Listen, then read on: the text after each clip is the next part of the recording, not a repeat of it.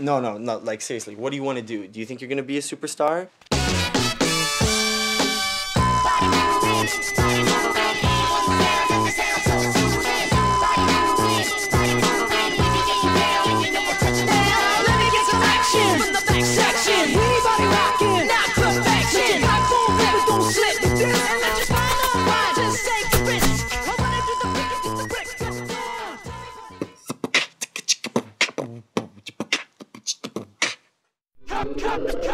There's this one party that I went off to go play in the middle of the desert in Sedona, which is in Arizona.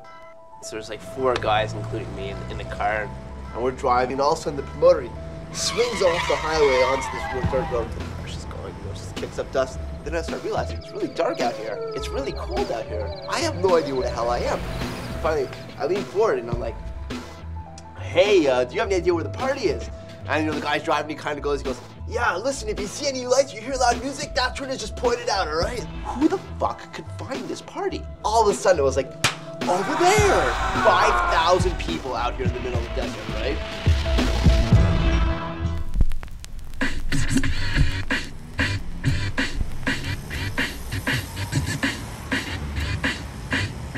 Okay, man, are you ready to go? I'm ready to go. Now, come on, now crank this motherfucker up.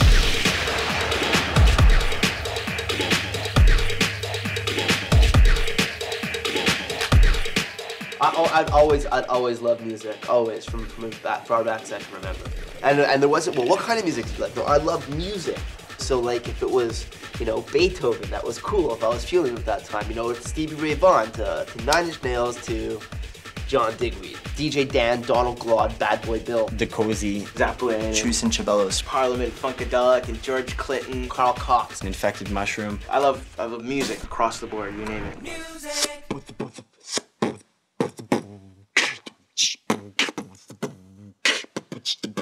It's good to pull influence from as much as you can and never stop either. Particularly if you want to get into something that is, in one aspect or another, the music industry. This is the music business. There's someone that works in the store. He's a really good friend of mine. His name is Matt. And when I first started making tracks, we sat in my basement, and he looked at me after it was done. He goes, I like it because I like similar music to you. He goes, but who's gonna buy this? This isn't some sellout bullshit to me. I could be making way more money doing something else. If you want to make money, do not go into the music industry, okay? Holy shit, man. Holy shit, man. If you're a DJ and you're starting up, to go off and buy 2 turntables, a mixer, and some type of amplifier and speakers to start playing, the general setup can end up running you probably $4,500 to $5,000 depending on the quality of gear that you buy.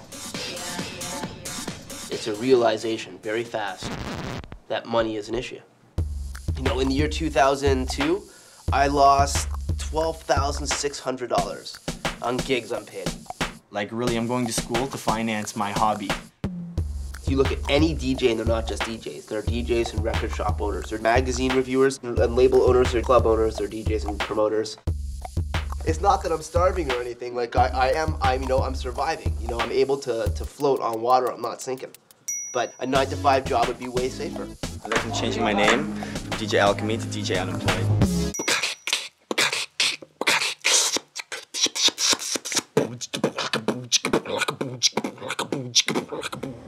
Where are we again? Yeah, CIUT 89.5. Local radio station, always bringing up, new music. And Marcus, visionary, he's a jungle producer, DJ, pretty big here in Toronto. I'm gonna be meeting him. Never met him. Let's go do this. Let's go meet this guy because I just can't wait anymore.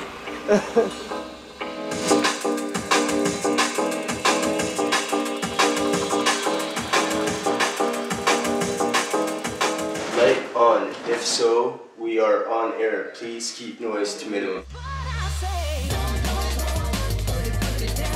Yes. 8 o'clock in the PM. Marcus back in the hot seat.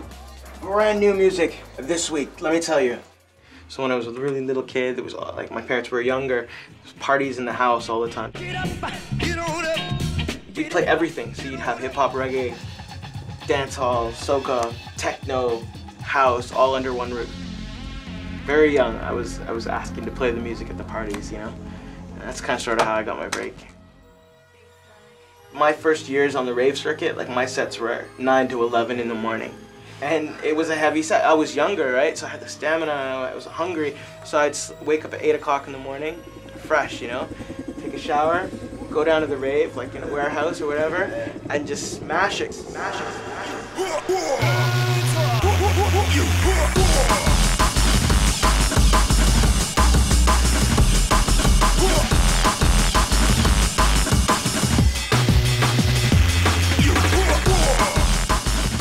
I'll get booked for 5 or 6 in the morning now, and I'm like, it's hard. It's real hard to play those sets. People wonder like what it takes. You have to be in shape, patient, and determined. I don't want to break my back anymore. You know, I've been lugging my records around on airplanes now for about 6 years. And it's a pain in the ass. Vinyl's heavy. Because the older you get, like the harder that gets, you know?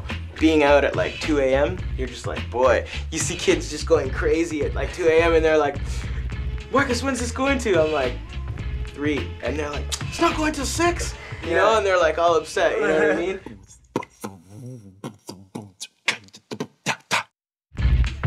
You ask the average person, they haven't been to an HMV in years. You know, particularly a 16-year-old right now would just look at you and be like, eh? You know, retail, huh? Right? And can you blame them? I go to the HMV right now and I go check out my CD on the shelf and it's $26.99. Eh?